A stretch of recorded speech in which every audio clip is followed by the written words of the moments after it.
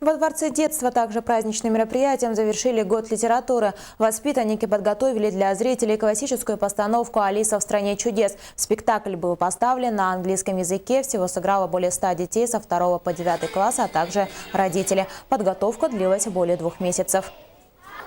В течение учебного года у нас проходят разные мероприятия. В прошлом году ежегодно в нашем кружке мы отмечаем «Оскар» в апреле месяце, где самые активные учащиеся кружка «Английский язык» получают премию «Оскар», а также проходит очень красочное торжество с использованием, конечно же, английского языка. Все мероприятие проходит на английском языке. Дети выступают, танцуют, показывают инсценировки. На протяжении всего учебного года у нас также проходят разные викторины, участие в олимпиадах, в республиканских, во всероссийских, международных олимпиадах по английскому языку, а также мы участвуем во всех проводимых мероприятиях Дворца детского творчества, города и, конечно же, республики.